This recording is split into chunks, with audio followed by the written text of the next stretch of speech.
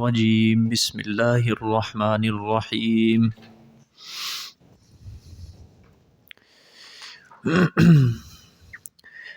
وَلَقَدْ أَرْسَلْنَا مُوسَى بِآيَاتِنَا إِلَى فِرْعَوْنَ پیچھے سے وَاسْأَلْ مَنْ أَرْسَلْنَا مِنْ قَبْلِكَ مِنْ رُسُلِنَا أَجْعَلْنَا مِنْ دُونِ الرَّحْمَنِ آلِهَةً يُعْبَدُونَ وَلَقَدْ أَرْسَلْنَا مُوسَى بِآيَاتِنَا إِلَى فِرْعَوْنَ وَمَلَئِهِ فَقَالَ إِنِّي رَسُولُ رَبِّ الْعَالَمِينَ فَلَمَّا جَاءَهُم بِآيَاتِنَا إِذَا هُم مِّنْهَا يَضْحَكُونَ وَمَا نُرِيهِم مِّنْ آيَةٍ إِلَّا هِيَ أَكْبَرُ مِنْ أُخْتِهَا وَأَخَذْنَاهُمْ بِالْعَذَابِ لَعَلَّهُمْ يَرْجِعُونَ وَقَالُوا يَا أَيُّهَا السَّاحِرُ ادْعُ لَنَا رَبَّكَ بِمَا عَهِدَ عِندَكَ إِنَّنَا لَمُهْتَدُونَ فَلَمَّا كَشَفْنَا عَنْهُمُ الْعَذَابَ إِذَا هُمْ يَنكُثُونَ صدق اللہ العظیم۔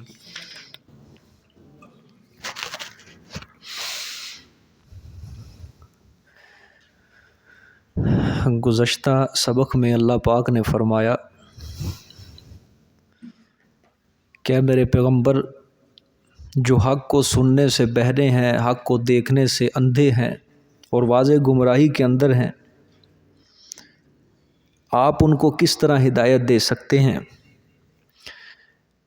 پھر فرمایا جو کچھ بھی ہو جائے عذاب ہم ان کو دیں گے، عذاب ہر حالت میں ان کے اوپر آ کے رہے گا، چھوٹ نہیں ہوگی، یا ہم آپ کو وفات دیں پھر ان سے انتقام لیں، یا آپ کی زندگی کے اندر ہی ہم آپ کو ان کے اوپر جو عذاب بھیجیں گے آپ کو دکھائیں، فَإِنَّ عَلَيْهِمْ مُقْتَدِرُونَ، اس کے اوپر بھی ہم قادر ہیں۔ پھر فرمایا آپ گھبرائیں مت، آپ غمگین نہ ہو، فَاسْتَمْسِكْ بِالَّذِي أُوحِيَ إِلَيْكَ، آپ مسئلہ توحید کو مضبوطی سے پکڑے رہیں، إِنَّكَ عَلَىٰ صِرَاطٍ مُسْتَقِيمٍ، بے شک آپ اوپر سیدھے رستے کے ہیں۔ پھر فرمایا یہ قرآن جو ہے یہ آپ کے لیے اور آپ کی قوم کے لیے بہت بڑا شرف ہے، وَسَوْفَ تُسْأَلُونَ، اور ان قریب تم سے سوال کیا جائے گا اس قرآن کے بارے میں۔ اب جہاں سے آج کا سبق شروع ہو رہا ہے، وَاسْأَلْ مَنْ أَرْسَلْنَا مِنْ قَبْلِكَ، یہ ہے دلیل نقلی، دوسری دلیل نقلی ہے۔ یہ پہلی دلیل نقلی حضرت ابراہیم علیہ السلام سے تھی کہ ابراہیم نے اپنے قوم سے اور اپنے باپ سے کیا کہا تھا کہ جن کی تم عبادت کرتے ہو میں ان سے کیا ہوں؟ بیزار ہوں۔ پہلی وہ دلیل نقلی تھی۔ اب دوسری دلیل نقلی صورت کے اندر یہاں سے شروع ہو رہی ہے جہاں سے آج کا سبق شروع ہو رہا ہے، ٹھیک ہے؟ ترجمہ دیکھیں غور سے، آیت سمجھنی ہے یہ۔ وَاسْأَلْ مَنْ أَرْسَلْنَا مِنْ قَبْلِكَ مِنْ رُسُلِنَا،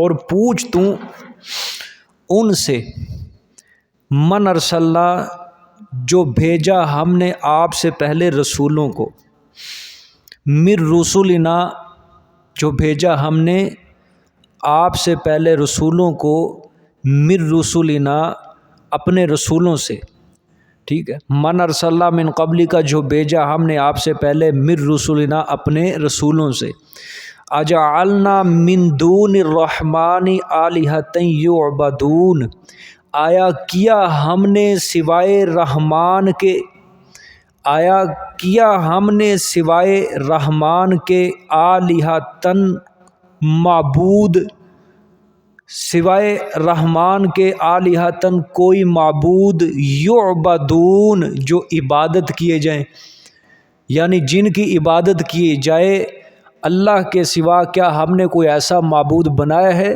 ذرا آپ اپنے سے پہلے پیغمبروں سے سوال کریں، پوچھیں، ٹھیک ہے؟ پہلے اللہ پاک نے حضرت ابراہیم علیہ السلام کا حال بیان کیا تھا، دلیل نقلی دی۔ اللہ نے فرمایا دیکھ لو حضرت ابراہیم علیہ السلام کا حال تو سن لیا کہ توحید کے اندر وہ کتنے بڑے داعی تھے، کس قدر ان کو رغبت تھی توحید سے۔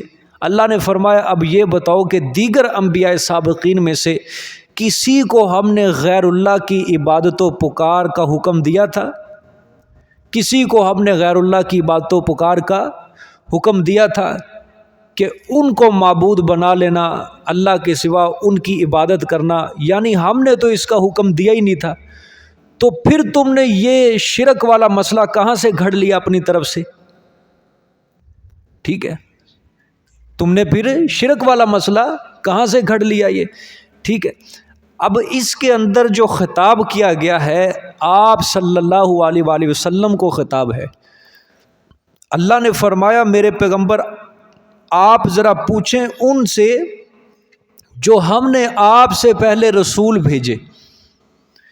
کیا پوچھنا ہے؟ اجعلنا من دون الرحمن آلہۃ یعبدون، پوچھنا یہ ہے کیا ہم نے رحمان کے سوا کسی کو معبود بنایا تھا کہ میرے سوا اس کی عبادت کی جائے؟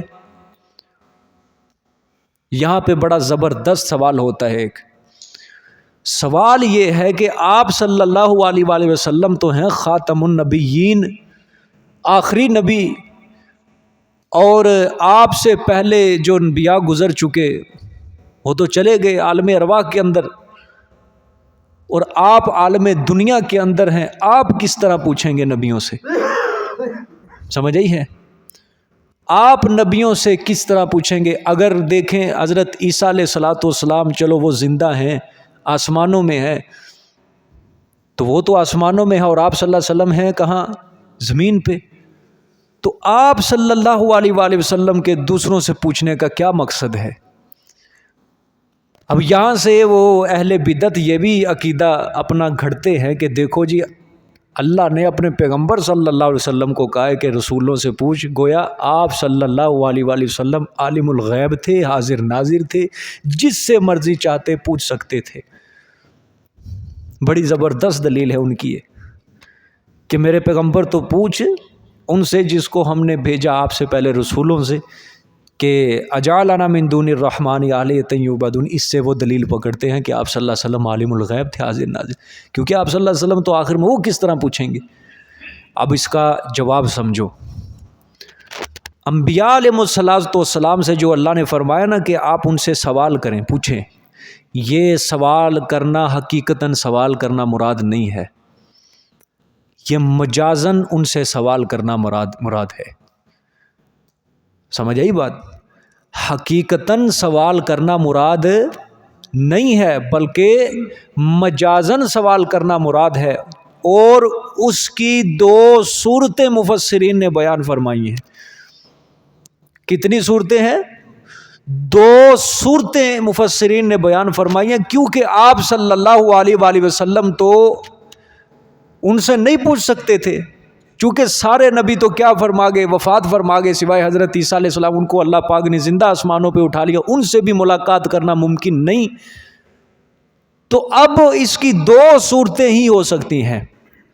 پہلی صورت اس کی یہ ہے کہ ان کی اصلی اور غیر محرف کتابوں کا، ان کے صحیفوں کا مطالعہ کیا جائے، ان کے دینوں کی، ان کے ادیان کی تحقیق کرو، ان کے مذاہب کی تحقیق کرو، کیا ان کے اندر غیر اللہ کی عبادت کا اللہ نے حکم دیا ہے؟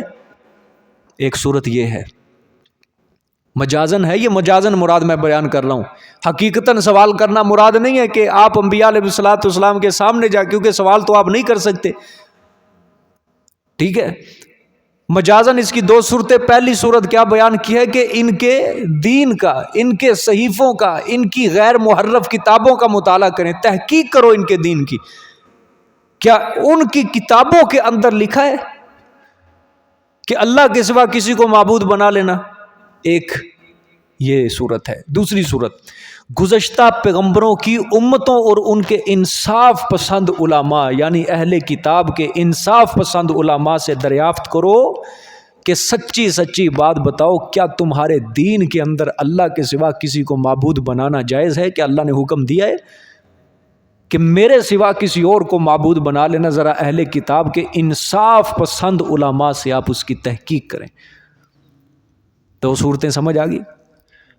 ہاں، اب اس سے جو اہل بدعت استدلال کرتے ہیں نا کہ اس آیت میں تمام انبیاء سے سوال کرنے کا آپ صلی اللہ علیہ وسلم کو حکم دیا گیا ہے، تو اس سے معلوم ہوتا ہے کہ آپ صلی اللہ علیہ وسلم عالم غیب تھے، حاضر ناظر تھے، ٹھیک ہے، کہ اب اس تفصیل سے صاف واضح ہو جاتا ہے کہ آپ صلی اللہ علیہ وآلہ وسلم کو یہ جو حکم دیا گیا یہ حقیقتاً نہیں تھا، بلکہ کیا تھا، یہ مجازاً حکم دیا گیا تھا کہ پہلی صورت کیا ہے، یا تو آپ ان کے دین کا کیا کرو، مطالعہ کرو، ان کے صحیفوں کا، ان کے مذہب کی تحقیق کرو کہ ان کے مذہب کے اندر غیر اللہ کی عبادت کرنا کیا تھی، جائز تھی، یا آپ گزشتہ پیغمبروں کی امتیں جو ہیں ان کے انصاف پسند علماء اہل کتاب، آپ ان سے ذرا سوال کریں، پوچھیں، تحقیق کریں کہ تمہارے دین کے اندر اللہ کے سوا کسی اور کی عبادت کرنا یہ جائز ہے، کیا اللہ نے حکم دیا ہے؟ دوسری صورت یہ ہے۔ اب یہ تمام مفسرین نے اس آیت کی یہی تشریح کی ہے، سمجھ رہے ہو بات؟ جمیع مفسرین نے اس آیت کی یہی تشریح کی ہے کہ یہاں پہ آپ صلی اللہ علیہ وسلم کو جو سوال کرنے کا حکم دیا جا رہا ہے یہ حقیقتاً نہیں ہے، بلکہ یہ کیا ہے، مجازن ہے، اور اس کی دو صورتیں سمجھ آئی ہے۔ تفسیر مدارک ہے، وہ فرماتے ہیں لیس المراد بسؤال الرسول حقیقت السؤال، کہ یہاں پہ سوال کرنے سے مراد حقیقتاً سوال کرنا مراد نہیں ہے کہ آپ ان کے سامنے جا کے پوچھیں۔ یہ جو تفسیر مدارک ہے نا، یہ تمام مکتبہ اہل فکر کے نزدیک معتبر ہے۔ وہ فرماتے ہیں مفسر کہ یہاں پہ جو سوال کرنے سے مراد ہے نا، یہ اصل سوال کرنا مراد نہیں ہے، بلکہ وَلَكِنَّهُ مَجَازٌ، لیکن کیا ہے، مجازن سوال کرنا مراد ہے، اور اس کی صورت عن النظر فی ادیانہم، کہ آپ ان کے دین کا کیا کریں، مطالعہ کریں، والفحص عن مللہم، اور ان کی ملتوں کے بارے میں جانیں، ان کے مذہب کے بارے میں تحقیق کریں، جانیں۔ حل جاءت عباد الاوثان قط فی ملت من ملل الانبیاء، کیا بتوں کی عبادت کرنے کا حکم کسی نبی کی شریعت کے اندر دیا گیا ہے؟ کیا کسی غیر اللہ کی، اللہ کے سوا کسی اور کی عبادت کرنے کا حکم کسی نبی کی ملت کے اندر، کسی نبی کے مذہب کے اندر دیا گیا ہے؟ پہلی صورت یہ مفسرین، ٹھیک ہے۔ اسی طرح یہ تفسیر مظہری ہے، اس کا تو یہ تو مشہور کتاب ہے نا، قاضی ثناء اللہ پانی پتی رحمۃ اللہ علیہ نے جو لکھی ہے۔ اب یہ بھی تمام مکتبہ فکر کے نزدیک یہ تفسیر مایا ناز ہے، معتبر سمجھی جاتی ہے۔ انہوں نے کیا لکھا اس مقام کے اوپر، فرماتے ہیں وقال المفسرون معناہ، قال المفسرون معنی، اتنا ترجمہ تو خود بھی کر لو تم۔ قال المفسرون مطلب مفسرین نے فرمایا، معناہ، اس کا معنی، کہ اس آیت کا معنی جو سوال کرنے کا فرمایا گیا ہے، وَاسْأَلْ الْأُمَمَ، کہ آپ سوال کریں کن سے، گزشتہ امتوں سے سوال کریں، من ارسلنا من قبلک وعلماء دینہم، یعنی جو ان سے پہلے بھیجے گئے آپ سے پہلے، آپ ان کے علماء سے پوچھیں ان کے دین کے بارے میں، یعنی کون مراد ہے، مؤمنی اہل الکتاب، اہل کتاب کے مومنوں سے پوچھیں، ان سے سوال کریں، ٹھیک ہے۔ یہ مراد ہے دوسرے مفسرین کہ آپ علماء سے، یہ جو اہل کتاب کے علماء نا انصاف پسند، ان سے آپ تحقیق کریں ذرا، کیا تمہارے دین میں سچی بات بتاؤ، اللہ کے سوا کسی اور کی عبادت کرنا جائز ہے؟ ٹھیک ہے۔ تو قاضی ثناء اللہ پانی پتی رحمۃ اللہ نے تفسیر مظہری میں یہ عبارت لے کے آگے فرمایا ہے، وَهَذَا قَوْلُ ابن عباس، یہ قول کس کا ہے؟ حضرت عبداللہ ابن عباس رضی اللہ تعالیٰ عنہما کا قول ہے کہ یہاں سے اللہ پاک کے سوال کرنے کا مراد کیا کہ اہل کتاب کے گزشتہ انصاف پسند علماء سے آپ پوچھیں، تحقیق کریں۔ بات سمجھ میں آئی ہے کہ نہیں؟ اچھا، پھر فرمایا فی سائر روایاتی، اور تمام روایات میں یہی بات منقول ہے، اور فرمایا مجاہد، قتادہ، اسی طرح ضحاک، سدی، یہ تمام بڑے بڑے تابعین کا نام لیا گیا ہے کہ ان سے یہی تفسیر منقول ہے۔ کسی مفسر نے یہاں پہ یہ مراد ہی نہیں لیا کہ آپ کسی نبی سے جا کے پوچھیں، آپ کسی نبی کے سامنے جا کے، اس کے سامنے کھڑے ہو کے جا کے پوچھیں کہ آیا تمہاری ملتوں کے اندر کسی اللہ کے سوا کسی اور معبود کی عبادت کرنا جائز تھی؟ یہ مراد ہے ہی نہیں حقیقتاً سوال کرنا۔ سمجھ آ گئی اب بات؟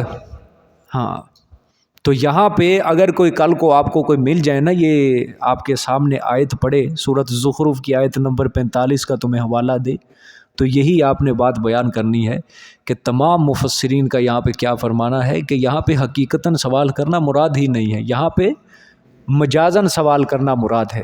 چونکہ حقیقتاً اگر سوال کرنا مراد لیں تو یہاں معنی کرنا مشکل بن جاتا ہے، اور عربی کا اصول ہے جہاں حقیقتاً معنی کرنا، حقیقتاً معنی لینا مشکل ہو وہاں پھر مجازاً معنی کیا جاتا ہے۔ یہاں پہ حقیقی معنی کرنا مشکل ہو رہا ہے کیونکہ آپ صلی اللہ علیہ وسلم سے پہلے سارے نبی تو کیا پا گئے ہیں، ان سے ملاقات کرنا کیا ہے، ناممکن ہے، حقیقتاً معنی کرنا یہاں مشکل بن رہا ہے۔ اب لہٰذا عربی کا اصول ہے جہاں حقیقتاً معنی کرنا مشکل ہو وہاں پر کون سا معنی مراد لیا جائے گا، مجازاً معنی مراد لیا جائے گا۔ جس طرح حضرت ابراہیم علیہ الصلوۃ والسلام کے بارے میں آتا ہے نا کہ وَإِذْ قَالَ إِبْرَاهِيمُ لِأَبِيهِ، کہ ابراہیم نے کسے کہا، اپنے باپ سے کہا، ٹھیک ہے۔ یہاں بھی یہی اصول اپنایا گیا۔ اب جو لوگ کہتے ہیں نا کہ یہ حضرت ابراہیم علیہ الصلوۃ والسلام کے اصلی باپ نہیں تھے بلکہ یہ چچا تھے، انہیں بھی یہاں یہی جواب دیا جاتا ہے کہ بابا ہمیں یہ تو بتاؤ کہ یہاں حقیقتاً کوئی تم جو مجازاً معنی استعمال کر رہے ہو، تم جو کہتے ہو چچا مراد ہے، چچا مراد ہے، ہمیں یہ بات بتاؤ کہ حقیقتاً معنی لینا کہاں ہمیں مشکل پیش آ رہی ہے، جہاں جبکہ قرآن جہاں بھی بیان کر رہا ہے حضرت ابراہیم کے باپ کا تذکرہ، ابی کا ذکر کر رہا ہے، ابی کا ذکر کر رہا ہے، حقیقتاً معنی لینا تو مشکل بن ہی نہیں رہا۔ وہ مجازاً معنی مراد لیتے ہیں کہ کیا ہے، چچا مراد ہے، مجازاً معنی وہ کہتے ہیں جی باپ کس طرح، نبی کا باپ کس طرح مشرک کر سکتا ہے، بس یہ ان کے پاس ہے عقیدت، سمجھ آئی ہے؟ وہ یہاں پہ مجازاً معنی مراد لیتے ہیں۔ ہم کہتے ہیں ہمیں یہ بتاؤ کہ حقیقتاً معنی لینا کیا مشکل ہو رہا ہے یہاں پہ، جبکہ ہر جگہ پہ قرآن ایک ہی لفظ استعمال کر رہے ہیں، ابی ہی ابی ہی ابی ہی۔ تو یہاں پہ حقیقتاً معنی لینا، مراد لینا کیا بن رہا ہے اس آیت میں، مشکل ہے۔ اگر ہم کہیں کہ حقیقتاً سوال کرنا مراد ہے تو ناممکن بات ہے کہ آپ صلی اللہ علیہ وسلم ان سے ملاقات کریں، ٹھیک ہے۔ مثال کے طور پہ لوگ کہتے ہیں حضرت خضر علیہ الصلوۃ والسلام جو ہیں وہ زندہ ہے، ٹھیک ہے، زندہ ہے، لیکن کسی روایت کے اندر وہ یہ نہیں دکھا سکتے کہ آپ صلی اللہ علیہ وسلم کی کہیں ملاقات ہوئی ہو خضر علیہ السلام سے، نہیں دکھا سکتے، کہیں بھی نہیں دکھا سکتے، کوئی ایک روایت بھی نہیں ہے کہ جنگوں کے اندر آپ صلی اللہ علیہ وسلم کے ساتھ غزوہ بدر میں، احد میں، خندق میں کہیں آ کے حضرت خضر علیہ السلام کی ملاقات ہوئی اور انہوں نے مدد کی ان کی۔ حالانکہ اللہ پاک نے غالباً سورۃ آل عمران، سورۃ آل عمران کے اندر اللہ پاک نے ہر نبی سے وعدہ لیا تھا، اس کو نبوت دینے سے پہلے ہر نبی سے وعدہ لیا کہ میں تمہیں نبوت اس شرط پر دوں گا جب کہ میرا آخری پیغمبر آ جائے، اس پیغمبر کے ساتھ تم نے مدد کرنی ہے، اس پیغمبر کے اوپر تم نے ایمان لانا ہے، اور جہاد میں اس پیغمبر کی تو نے کیا کرنی ہے، مدد کرنی ہے۔ ہر نبی کو اسی شرط کے اوپر نبوت دی گئی ہے۔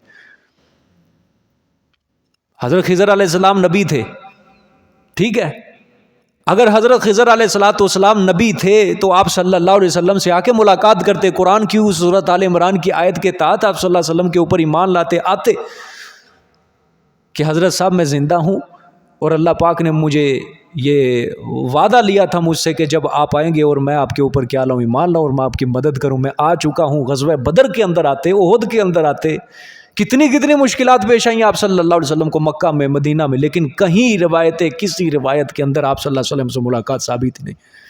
ہاں بعد میں جو مرضی گھڑ لیا گیا کہ فلانے ولی کے پاس آئے تھے جی، فلانے بندے کے پاس ہے، فلانے بندے کے پاس ہے، دریاؤں کے اندر سیر کر رہے ہیں، وہ کشتیوں کے اوپر ان کی ڈیوٹیاں لگائی ہوئی ہیں، بعد میں جو مرضی کہتے رہو، سمجھ آئیے کہ نہیں؟ تو یہاں پہ حقیقتاً سوال کرنا مراد نہیں ہے بلکہ کیا ہے، مجازاً سوال کرنا مراد ہے۔ سمجھ آ گئی بات؟ دیکھیں جی اب آگے، وَلَقَدْ أَرْسَلْنَا مُوسَىٰ بِآيَاتِنَا إِلَىٰ فِرْعَوْنَ وَمَلَئِهِ۔ جی بھئی یہ کوئی بتا سکتا ہے اللہ پاک یہاں سے کیا بیان کر رہے ہیں؟ ہاں شاباش، نقلی دلیل، اب یہ تیسری نقلی دلیل شروع ہو چکی ہے، ٹھیک ہے۔ وَلَقَدْ أَرْسَلْنَا مُوسَىٰ بِآيَاتِنَا إِلَىٰ فِرْعَوْنَ وَمَلَئِهِ، اور البتہ تحقیق بھیجا ہم نے موسیٰ علیہ الصلوۃ والسلام کو بِآیاتنا، ساتھ اپنی آیات کے، موسیٰ علیہ السلام کو اپنی آیات دے کر بھیجا، کس کی طرف؟ الی فرعون، طرف فرعون کے، وملئہ اور اس کے سرداروں کے، طرف فرعون کے اور اس کے سرداروں کے، یعنی ارکان سلطنت۔ فقال انی رسول رب العالمین، پس کہا موسیٰ علیہ السلام نے بے شک میں رسول ہوں جہان والوں کے پروردگار کا۔ ٹھیک ہے، اب یہ جو ہے نا یہ آیت، یہ دلیل نقلی، یہ بھی اسی کے متعلق ہے، لولا نزل ھذا القرآن کے متعلق، جو مشرکین کہتے تھے کہ یہ قرآن دو بستیوں میں سے کسی اعلیٰ سردار کے اوپر کیوں نازل نہیں ہوا۔ اللہ پاک نے اس کا جواب آپ صلی اللہ علیہ وسلم کو، اس کا جواب یہاں پہ بھی دیا، تسلی دی ہے مشرکین کو۔ اللہ پاک نے سنایا کہ دیکھو، اللہ نے فرمایا جس طرح مشرکین عرب میرے پیغمبر آپ صلی اللہ علیہ وسلم کے اوپر ضدی اور انادی بن کے یہ اعتراض کر رہے ہیں، سوال کر رہے ہیں کہ یہ جو کلام ہے، یہ جو قرآن ہے، کسی بڑے سردار کے اوپر نازل کیوں نہیں ہوا، اللہ نے فرمایا اسی قسم کا اعتراض فرعونیوں نے موسیٰ علیہ السلام پر بھی کیا تھا۔ جس طرح کا اعتراض آج مشرکین آپ کے اوپر کر رہے ہیں، اسی قسم کا اعتراض فرعونیوں نے کس پر کیا تھا؟ موسیٰ علیہ السلام کے اوپر کیا تھا۔ ہم نے موسیٰ علیہ السلام کو دلائل، معجزات دے کر فرعون اور اس کے ارکان سلطنت کے پاس بھیجا تھا، لیکن جب وہ ہماری واضح آیات لے کر موسیٰ علیہ السلام فرعون کے پاس گئے، ان ظالموں نے ان کو دیکھتے ہی بینات کو، آیات کو از راہ تمسخر، استہزاءً مخول اڑانے لگے، حضرت موسیٰ علیہ السلام کے اوپر ہنسنے لگے۔ وہ اسی قسم کے اعتراض کنہوں نے کیے تھے؟ فرعونیوں نے۔ کس پر کیے؟ حضرت موسیٰ علیہ السلام کے اوپر کیے۔ ایک طرف تو یہ دلیل نقلی ہے قرآن پاک کی آیت اصطلاحاً، لیکن یہ بات بھی یاد رکھنا کہ حضرت موسیٰ علیہ السلام کا تذکرہ اللہ پاک جہاں بھی قرآن میں کرتے ہیں، وہاں آپ صلی اللہ علیہ وسلم کو تسلی دینا مقصود ہوتی ہے۔ کیا مقصود ہوتی ہے؟ تسلی دینا۔ وجوہات میں آپ کو بار بار بیان کرتا رہتا ہوں کہ آپ صلی اللہ علیہ وآلہ وسلم کی جو سیرت ہے نا، وہ حضرت موسیٰ علیہ السلام کے ساتھ ملتی جلتی ہے، اور ان کو دکھوں کا، تکلیفوں کا، مشکلات کا حضرت موسیٰ کو بڑا سامنا کرنا پڑا ہے، بہت زیادہ۔ اور پھر حضرت موسیٰ علیہ السلام نے صبر کیا۔ اللہ پاک ان کا تذکرہ قرآن پاک میں موسیٰ علیہ السلام کا اسی وجہ سے کرتے ہیں کہ میرے پیغمبر کو کیا ہو؟ تسلی ہو، جذبہ ہو، ہمت بڑھے اس کی۔ چنانچہ قرآن پاک میں تقریباً 513 مرتبہ حضرت موسیٰ علیہ السلام کا نام آیا ہے۔ 513 مرتبہ حضرت موسیٰ علیہ السلام کا نام آیا ہے۔ جہاں نام آیا ہے، تذکرہ خود ہی سمجھ لو کتنا ہے، سمجھ آئی ہے؟ اور آپ جو شروع سے قرآن پاک پڑھ رہے ہیں سورۃ فاتحہ سے، سب سے زیادہ اللہ پاک نے حضرت موسیٰ کا تذکرہ کیا قرآن پاک میں۔ اس کے بعد اللہ پاک نے حضرت ابراہیم علیہ السلام کا تذکرہ کیا سب سے زیادہ، سمجھ آئی ہے؟ وجہ آپ کے سامنے یہی ہے کہ حضرت ابراہیم علیہ السلام نے بھی کمال درجے کا صبر کر کے دکھایا۔ اللہ پاک نے ان کا دین بیان کرنا، دین کے رستے پر چلنا، آزمائشوں، امتحانوں کی بٹیوں سے گزارنا، اللہ پاک نے وہ قرآن کے اندر بیان۔ اسی طرح موسیٰ علیہ السلام، آپ ذرا غور کریں حضرت موسیٰ علیہ السلام کی سیرت کے اوپر۔ حضرت کے ساتھ اپنوں نے بھی دھوکے کیے ہیں، بیگانوں نے بھی۔ بیگانے تو ایک طرف رہے فرعونی، اپنی جو بنی اسرائیل تھے تھوڑا ستایا انہوں نے، تھوڑا ستایا۔ فرعونیوں کے اوپر حضرت موسیٰ علیہ السلام نے 30 سال تبلیغ کی، ٹھیک ہے، اور ساتھ بنی اسرائیل بھی تھے، جب غرق ہونے سے پہلے ساتھ بنی اسرائیل بھی رہتے تھے، سمجھاتے رہے، بنی اسرائیل کو بھی سمجھاتے تھے، سمجھ آئی ہے؟ بلکہ 40 سال تبلیغ کی ہے غالباً، مورخین نے لکھا ہے، کو سمجھایا اللہ پاک نے دشمن کے سامنے، اللہ پاک نے دشمن کو آنکھوں کے سامنے غرق کیا، عذاب دیا، سمندر میں غرق کیا، ٹھیک ہے۔ ایک تو فرعونی نہیں مانے، دوسری طرف ابھی دریا ہی پار کیا ہے، جا رہے ہیں وادی عتیق کی طرف، رستے کے اندر کسی قوم کو دیکھا گائے کی پوجا پاٹ کر رہی ہے، اور بنی اسرائیل نے کیا کہا کہ حضرت صاحب ہمارے لیے بھی کوئی ایسا معبود بنا دو، کوئی گائے تجویز کر دو، ہم بھی ایسے عبادت کیا کریں۔ 40 سال تک جس قوم کے اوپر حضرت نے محنت کی، وہ قوم آگے سے یہ کہے، کتنا دل کو دکھ پہنچتا ہے. پھر وہی پرانی بات، پھر وہی پرانی بات. دیکھو شرک کے اوپر مبنی بات کہی تھی نا کہ حضرت صاحب ہمیں بھی ایسا کوئی معبود ڈھونڈ دیں تاکہ ہم بھی اس کی عبادت کیا کریں اسی طرح. کتنا دل کو دکھ پہنچتا ہے. اور پیغمبر ہو، پیغمبر تو توحید کے مسئلے میں غیرت مند ہوتا ہے نا. اللہ کی ساری مخلوق میں پیغمبر توحید کے مسئلے میں سب سے زیادہ غیرت مند. اور پھر حضرت موسیٰ علیہ الصلوۃ والسلام جیسا جلالی پیغمبر، حضرت کو کتنا دکھ ہوا ہوگا. پھر جب پہنچ گئے اپنے مقام پہ، او جی یہاں پہ سایہ نہیں ہے، یہاں پہ سبزہ نہیں ہے. حضرت موسیٰ علیہ السلام سے طرح طرح کے مطالبات اللہ تعالیٰ نے وہ بھی پورے کیے. من سلوا آیا، بادلوں نے سایہ کیا. اللہ اکبر. پتھر تھا ایک، اس ایک پتھر سے 12 چشمے اللہ نے جاری کر دیے. 12 قبیلے تھے، ٹھیک ہے، ہر قبیلے نے اپنی قرارگاہ اختیار کر لی، اپنا چشمے کا اختیار کر لیا، اپنا اپنا چشمہ، تاکہ ان کی لڑائی نہ ہو آپس میں. پھر تورات ملی. ابھی تورات لینے کے لیے گئے ہی ہیں، ٹھیک ہے، واپس ابھی پہنچے نہیں. کوہ طور کے اوپر ہی اللہ تعالیٰ نے اطلاع دی کہ بابا تیری قوم جو ہے وہ شرک میں مبتلا ہو چکی ہے. اب مجھے سچی بات بتاؤ، جس قوم کے اوپر 40 سال محنت کی ہو، پیچھے سے وہ شرک کرنے لگ جائے تو کتنا دکھ پہنچا ہوگا حضرت موسیٰ علیہ السلام. قرآن کیفیت کو بیان کرتا ہے. قرآن نے حضرت موسیٰ علیہ السلام کی کیفیت بیان کی ہے. جب حضرت موسیٰ کو اللہ نے کوہ طور پہ یہ بات بتائی، سورۃ اعراف میں اللہ نے فرمایا کہ حضرت موسیٰ جب واپس آئے کانپتے ہوئے، اور تورات کی تختیاں ہاتھ سے گر چکی تھیں حضرت کے. اتنا حضرت موسیٰ علیہ السلام غصے کے اندر، جب انسان کو غصہ آتا ہے نا تو جسم کانپتا ہے. تورات کی تختیاں، کوئی ہوش حواس رہا ہی نہیں حضرت کو. یعنی اتنا غم پہنچا کہ جس قوم کے اوپر میں نے 40 سال تک محنت کی ہو، اچانک اس نے اپنا رستہ بدل لیا. تو اپنوں نے بھی دھوکے دیے ہیں، غیروں نے بھی کیا دیا ہے؟ دھوکہ دیا ہے. اس وجہ سے اللہ پاک قرآن پاک میں حضرت موسیٰ علیہ السلام کا تذکرہ کرتے ہیں. سمجھ آئی ہے؟ تو ملتے جلتے حالات ہیں آپ صلی اللہ علیہ وسلم کے. تو یہاں پہ اللہ پاک نے وہی چیز بیان فرمائی ہے. جس طرح مشرکین عرب آپ کے اوپر ضدی اور انادی طور پہ میرے اناد پہ بنا پر آپ کے اوپر اعتراض کرتے ہیں نا، تو میرے پیغمبر اسی قسم کے اعتراض فرعونیوں نے حضرت موسیٰ علیہ السلام کے اوپر بھی کیے تھے. ترجمہ دیکھیں. اللہ نے فرمایا کہ وَلَقَدْ أَرْسَلْنَا مُوسَىٰ بِآيَاتِنَا، البتہ تحقیق بھیجا ہم نے موسیٰ علیہ السلام کو ساتھ اپنی آیات کے طرف فرعون اور اس کے سرداروں کے. اچھا جی، یہ آیاتنا سے کیا مراد ہے جی؟ ہاں معجزات. یہاں پہ ہم یہ نہیں کہہ سکتے کہ تورات، کیونکہ تورات تو اتری نہیں تھی ابھی. تورات کب اتری تھی؟ غرق ہونے کے بعد، جب فرعونی غرق ہو چکے تھے، پھر بنی اسرائیل کو ملی تھی. آیاتنا سے مراد یہاں پہ تورات نہیں ہے.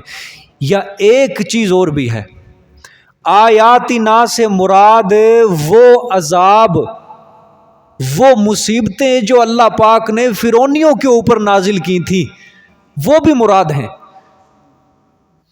کیونکہ اللہ پاک نے یہی آیات بینات کا لفظ اللہ پاک نے جب سورۃ اعراف میں وہ 5-6 عذاب جو فرعونیوں کے اوپر نازل کیے تھے نا، وہاں بھی اللہ پاک نے آیات بینات کا ہی لفظ استعمال کیا ہے. بارش کا عذاب آیا، سیلاب کا عذاب آیا، مینڈکوں کا عذاب آیا، جوؤں کا عذاب آیا، ٹڈیوں کا عذاب آیا، خون کا عذاب آیا. سمجھ آئیے کہ نہیں؟ 5-6 قسم کے عذاب آئے تھے. اللہ پاک نے ان کو بھی کیا کہا؟ آیات بینات. یہاں پہ ایک بات اور سمجھ لو، ان آیات میں یہ آیات سے آیاتنا سے مراد وہ عذابات ہیں جو اللہ پاک نے سورۃ اعراف کے اندر کیا کیے ہیں؟ ذکر کیے ہیں. وہ جو عذاب تھے نا، عذاب سورۃ اعراف میں جن کا ذکر کیا گیا ہے، وہ حضرت موسیٰ علیہ السلام کے معجزات بھی تھے.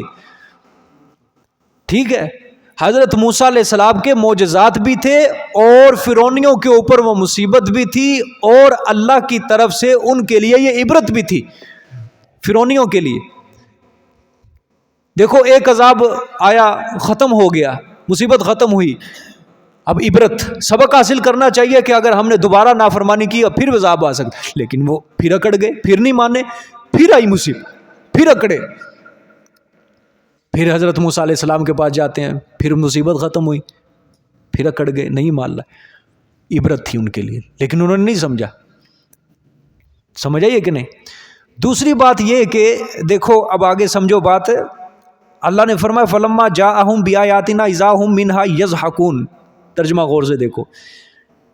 پس جب آئے حضرت ان کے پاس ہماری آیات لے کر, اذا ہم منہا یضحکون, تو فوراً وہ ان سے ہنسنے لگ گئے. دیکھو اللہ اکبر, ہنسنے لگ جاتے تھے کوئی بھی عذاب. ایک دوسری بات یہاں پہ ایک اور مراد ہو سکتی ہے کہ جب عذاب شروع ہوتا نا, یہ جو مصیبتیں آتی ان کے اوپر, آیات سے اگر وہ مراد لے سورۃ اعراف والی, مثال کے طور پہ مینڈکوں کا عذاب آیا بھی ان کے اوپر, مصیبت آئی.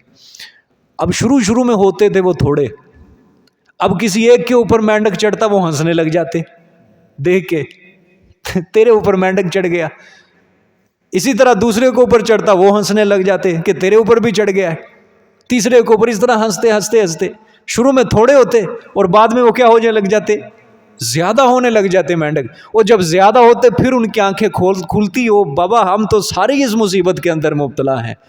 کیونکہ مورخین نے لکھا ہے جب یہ ان کے اوپر عذاب آتا تھا نا کوئی مینڈک والا, اللہ پاک بھی اخیر کر دیتے تھے, چونکہ اللہ کی طرف سے تھا. اب اس کو کوئی سپرے مار کے تو ان کو مار نہیں جا سکتا تھا, ٹھیک ہے. تو منہ کے اندر, منہ کھولتے منہ میں مینڈک چلا جاتا. کوئی ہانڈی پکاتے اس کے اندر, ہانڈی کے اندر مینڈک, ڈھکن اٹھاتے تو ہانڈی کے اندر مینڈک پھر رہا ہے. پانی ہے, پانی کے اندر مینڈک ہے. ہر جگہ بستروں کے اوپر جہاں جاتے ہیں چلتے ہیں, پاؤں کے اندر اوپر نیچے جسموں پر مینڈک ہی مینڈک ان کے. ایسا ان کے اوپر عذاب آیا. شروع میں ہنستے, جب بعد میں وہ بھٹ جاتے پھر رونے لگ جاتے. فوراً آتے حضرت موسیٰ علیہ السلام کے پاس, آ کے کہتے حضرت صاحب ہمارے لیے دعا کرو اپنے رب سے کہ اللہ ہمارے سے یہ عذاب دور کر دے. یقین کرو جب ہماری یہ مصیبت دور ہو گئی نا, ہم آپ کے اوپر ایمان لائیں گے. حضرت دعا کرتے اور دعا اللہ تعالیٰ ان کی قبول کرتے حضرت موسیٰ علیہ السلام کی. تو جب دعا قبول ہو جاتی, مینڈکوں کا عذاب ختم ہو جاتا, مصیبت ٹل جاتی, تو پھر حضرت کہتے ہاں بھی ایمان لاؤ جو تم نے وعدہ کیا تھا. وہ تو کہتے نا جی, وہ تو ہم نے ویسے ہی کہی تھی بات. بس بارش کا عذاب آتا, سیلاب آتا, سیلاب. اللہ کی حکمت دیکھو, بنی اسرائیلی بھی ان کے ساتھ ہی رہتے تھے. بنی اسرائیلیوں کے گھروں میں پانی نہیں ہوتا تھا, ان کے گھروں میں پانی جو تھا وہ ان کی گردنوں تک ہوتا تھا. بنی اسرائیلیوں کے گھروں میں پانی بالکل نہیں. مینڈک کا عذاب آیا, بنی اسرائیلیوں کے گھروں میں ایک مینڈک نہیں ہے, سارے مینڈک ادھر پھر رہے ہیں گوانڈیاں دے کر آنجے. مصریوں کے گھروں میں جوؤں کا عذاب آیا, وہ ساری جوئیں کدھر ہیں, قبطیوں کے گھروں میں, فرعونیوں کے گھروں, بنی اسرائیلیوں کے گھروں میں ہے ہی نہیں, ٹھیک ہے. ٹڈیوں کا عذاب, گن کا کیڑا جو گندم کا لگ جاتا ہے, یہ سارا ان کی طرف ہے, لیکن بنی اسرائیلیوں کی طرف کچھ بھی نہیں. عبرت تھی نا, عبرت تھی. یہاں سے عبرت حاصل کر لیتے کہ بابا ان کے گھروں میں کچھ بھی نہیں ہے, ہمارے گھروں میں یہ ساری مصیبتیں آ رہی ہیں, لیکن انہوں نے ذرہ برابر اثر نہیں لیا. تو شروع کے اندر وہ کیا ہوتے تھے, ہنستے تھے, اور بعد میں وہ کیا ہو جاتے, رونے لگ جاتے, پریشان ہو جاتے کہ یہ کیا بن گیا ہمارے ساتھ, یہ تو واقعتاً بہت بڑی مصیبت ہے.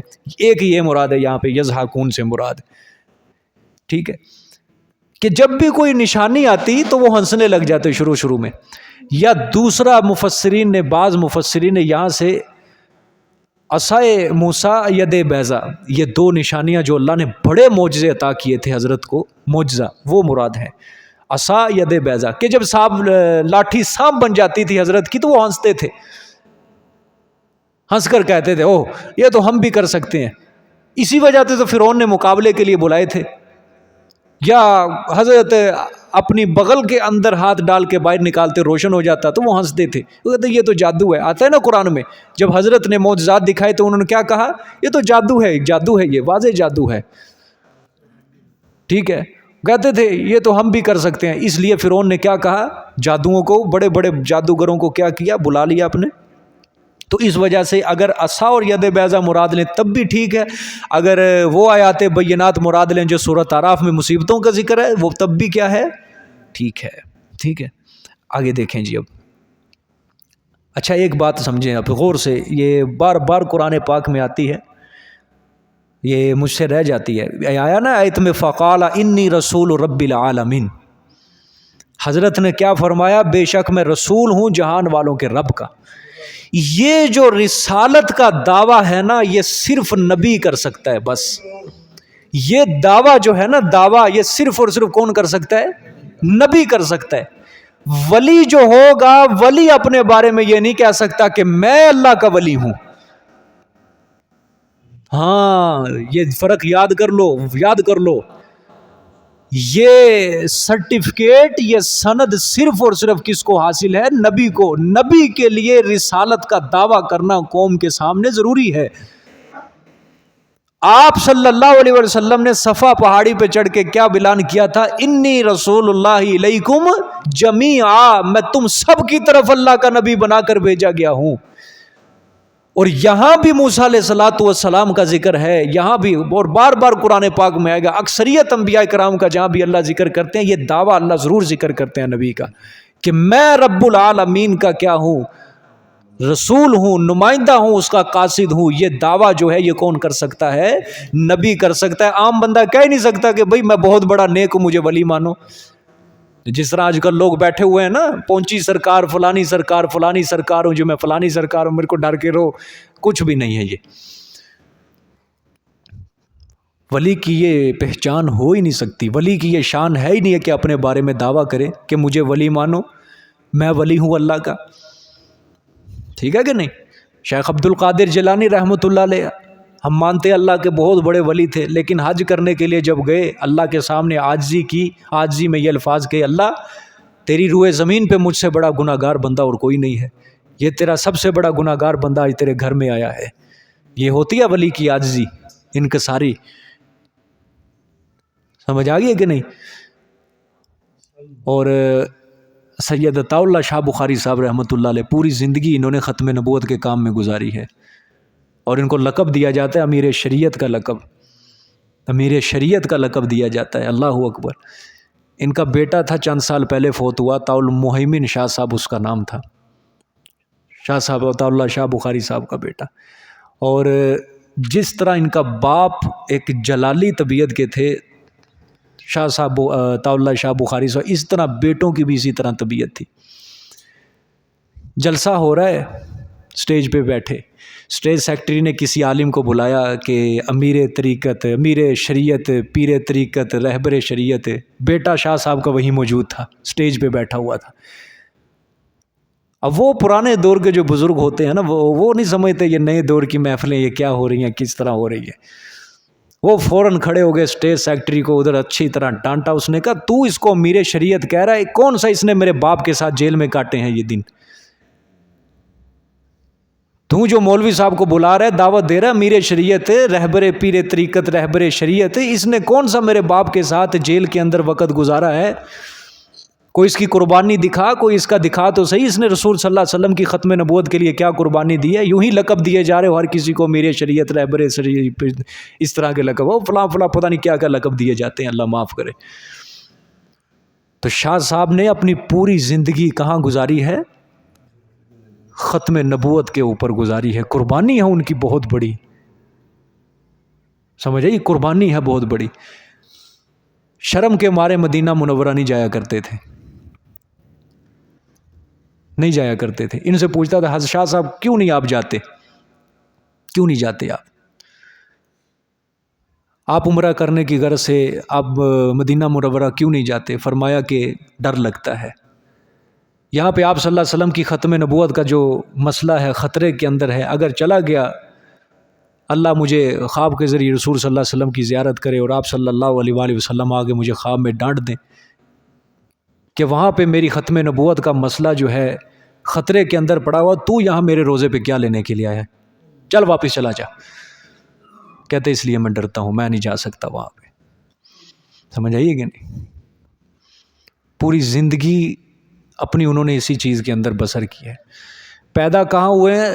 انڈیا کے اندر، اور ہجرت کی تھی سن 47 کے اندر، ملتان شریف کے اندر مقبرہ ہے ان کا. وہاں پہ یہ ہوتے ہیں اللہ والے، پیدا کدھر ہوئے اور وفات کہاں ہوئی. اور ان کے بارے میں آتا ہے 10 12 گھنٹوں تک ان کی تقریر ہوا کرتی تھی، اور کوئی بندہ ان کی تقریر سے اٹھ کر نہیں جاتا تھا۔ اور یہاں تک بھی آیا، کہتے ہیں کہ ان کی زندگی کے اندر 3 4 تقریریں ایسی بھی ہوئی ہیں جو رات عشاء کی نماز پڑھ کے صبح فجر کی اذانوں تک، پھر فجر کی نماز پڑھی، فجر کی نماز کے بعد دن چڑھنے تک تقریر جاتی تھی ان کی، اور جتنی بھی تقریر کرنی کھڑے ہو کے کرنی انہوں نے تقریر۔ اس وقت یہ انگریز بہت، قادیانیوں کا بڑا دور تھا اس وقت، ارد گرد فتنے پھیل رہے تھے، اللہ پاک نے ان سے بڑا کام لیا ہے، بہت کام لیا اللہ پاک نے ان سے۔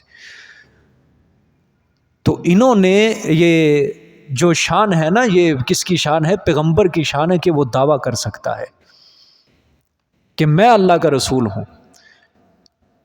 لیکن یہ ولی کی شان یہ نہیں ہے کہ وہ دعویٰ کرے کہ میں کیا ہوں، اللہ کا ولی ہوں، مجھے ولی مانو، نہیں، بالکل نہیں۔ سمجھ آ گئی کہ نہیں بات؟ اللہ پاک ہم سب کو عاجزی اور انکساری نصیب فرمائے۔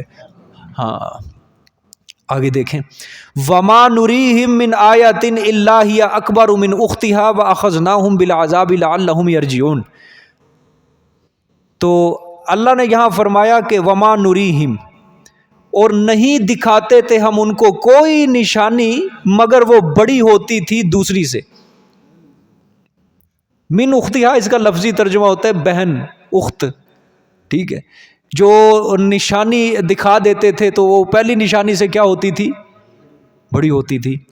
وَأَخَذْنَاهُمْ بِالْعَذَابِ لَعَلَّهُمْ يَرْجِعُونَ، اور پکڑا ہم نے ان کو ساتھ عذاب کے، لَعَلَّهُمْ يَرْجِعُونَ، تاکہ وہ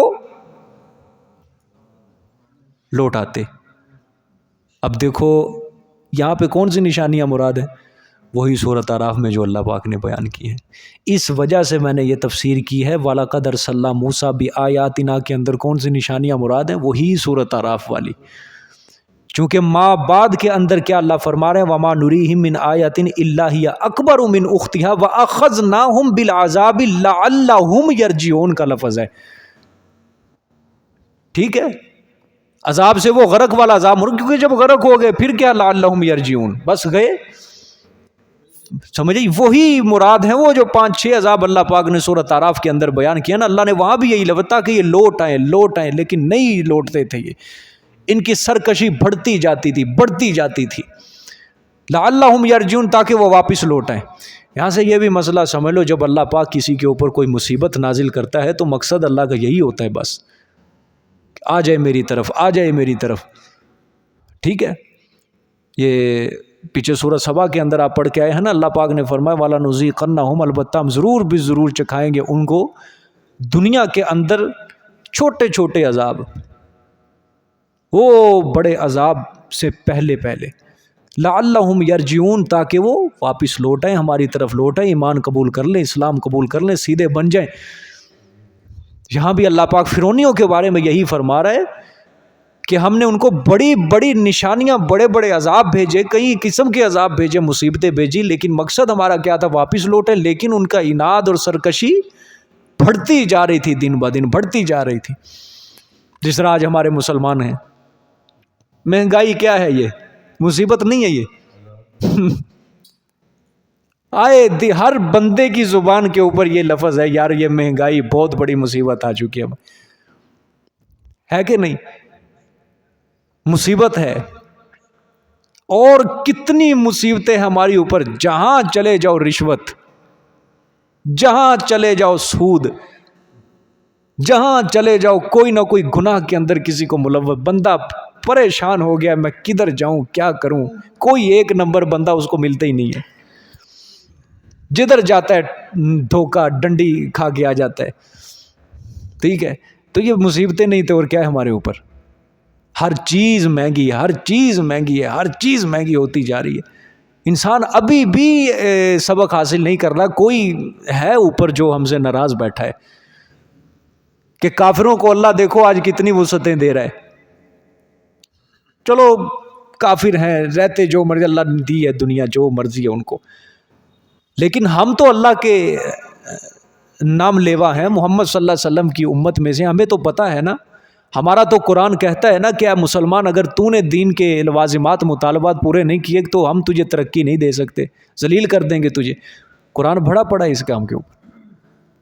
لیکن ہم نے اپنا راستہ خود چھوڑا ہے. ہم نے راستہ کفر والا جو ہے نا، ان کے طریقے طور طریقے وہ خود ہم نے پسند کیے ہیں. اپنے دین سے ہم نے بے وفائی کی ہے، غداری کی ہے، دغا بازی کی ہے، جس کا ہمیں آج انجام بھگتنا پڑ رہا ہے بہت بڑا. سمجھ آئیے کہ نہیں؟ کوئی تو وجہ ہے نا. خود سوچو، ایک وقت وہ تھا جب مسلمانوں کے پاس ہتھیار کم ہوتے تھے لیکن غالب تھے. ایک وقت تھا، تعداد تھوڑی غالب تھے، اور ان کی تعداد دشمن کی تعداد زیادہ مغلوب تھے. آج پھر بھی 1.5 ارب ہے مسلمانوں کی تعداد، پھر بھی ہر پوری دنیا کی سرزمین میں دھکے ہی دھکے ہر کسی کو. اور تم ذرا کبھی تحقیق کرنا کہ ہر خطے کے اندر جہاں بھی آج مسلمان سانس لے رہا ہے، اس کا سانس لینا حرام کیا ہوا ہے. ہر جگہ ہر جگہ حرام کیا ہوا ہے. یہ تو پاکستان بچا ہوا ہے، اس کو اور طریقے سے مارا ہوا ہے انہوں نے. اگر اس کے پاس ایٹم بم نہ ہوتا نا تو آج ادھر بھی شام اور برما والے فلسطین والے حالات ہونے تھے مسلمانوں کے اوپر. یہ تو اللہ پاک کی کرم نوازی ہے کہ ایٹم بم اللہ پاک نے اس ملک کو عطا کیا ہے، وگرنہ یہاں بھی وہی حالات ہونے تھے.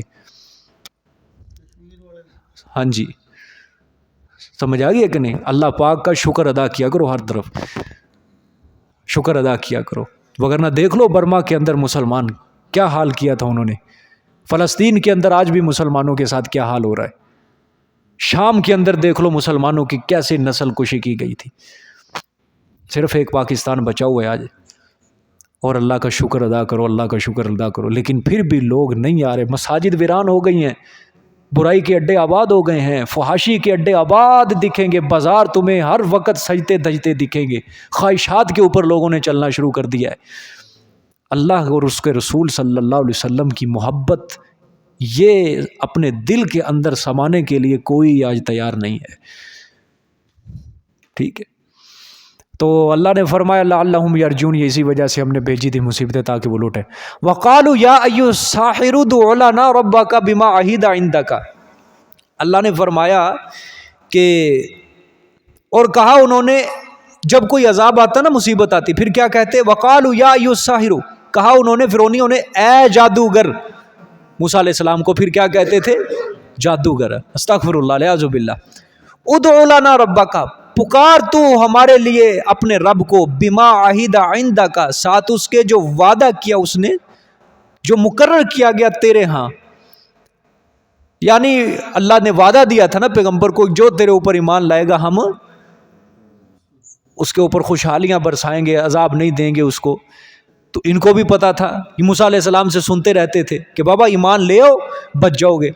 جب ان کو یہ بات یاد آتی کہ اس نے وہ بات کہی تھی، فوراً جاتے بھاگتے حضرت موسیٰ علیہ السلام کے، تیرے رب نے تجھ سے وعدہ کیا ہے نا، جو تیرے اوپر ایمان لائے گا تو عذاب دور کر دیا جائے گا. اس طرح کر، ہم وعدہ کرتے ہیں تجھ سے کہ تو دعا کر، ہم فوراً مصیبت جب ٹل جائے گی تیرے اوپر ایمان لائیں گے. جب اللہ مصیبت، پھر کیا ہوتا؟ اننا لمہتدون، بے شک ہم البتہ راہ پر آئیں گے. تو دعا کر، آئیں گے ہم راہ پر. ٹھیک ہے، اللہ نے فرمایا فلما کشفنا عنہم العذاب اذا هم ينکثون، پس جب ہم دور کر دیتے ان سے عذاب، اذا هم ينکثون، تو فوراً وہ توڑ دیتے. ٹھیک ہے، وعدہ توڑ دیتے، منہ موڑ لیتے عہد سے، ہم نہیں لائیں گے ایمان، جا. ٹھیک ہے، یہ دھوکہ بازیاں آج بھی چلتی ہیں. یہ ہوتی ہے دوسرے لفظوں میں ضد ہٹ دھرمی. ٹھیک ہے، یہ آج بھی چلتی ہیں دھوکے بازیاں. سمجھ آئیے کہ نہیں؟ اللہ سے کرتے ہیں، مولوی سے نہیں، اللہ سے. یا اللہ تم انہوں دے دے صحیح، دے میں تیری راج کی نہ خرچ کر. جب اللہ دیتا ہے پج جاندہ. یقین کرو، ہمارا کام تو تبلیغ کرنا ہے، ہمیں پتہ ہے. یار قاری صاحب تجھ دعا کرو، یقین کرو تجھ دعا کرو اللہ میرا کاروبار چلاوے، تے میں مسجد بناواں گا، میں مدرسہ کھڑا کر دینا ایک، میں انشاءاللہ یہ کر دینا وہ کر دینا. اللہ نے جب دیا منہ پھیر کے بھاگ گئے کدھر. مسجد نماز پڑھنے تک نہیں آتے، یقین کرو وہ ادھر سے. یقینی بات کر رہا ہوں، نماز پڑھنے بھی نہیں آتے ڈر کی وجہ سے کہ یار نہیں وہ مولوی نے پھاڑ لینا، کسی چندہ نہ لے لے. استغفر اللہ. سمجھ آئیے یہ عادت اللہ نے کن کی فرمایا؟ فرعونیوں کی عادت ہے یہ. جب ہم سے مصیبت دور کر دیتے ہیں اذا ہم ینکثون تو کیا ہو جاتے ہیں؟ فوراً ہاتھ دوڑ دیتے ہیں. اللہ معاف فرمائے.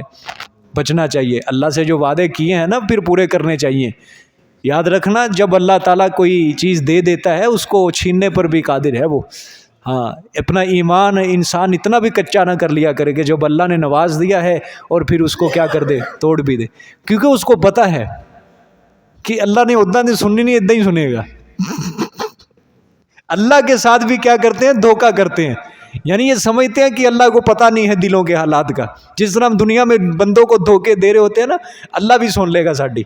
اس لیے وہ اللہ کو پہلے دلاسے دیتے الیاذ باللہ، یا اللہ مسجد بناواں گا، یا اللہ یتیماں دے خرچ کراں گا، میں بڑے بڑے یتیم خانے کھڑے کر داں گا، یہ کر دوں گا، وہ کر دوں گا. جب پیسہ آ جاتا ہے، دولت آ جاتی ہے، پھر ساری چیزوں سے منہ موڑ لیتا ہے. پہلے اپنا مکان تے کھڑا کر لیں، بعد چ دیکھ لیں گے.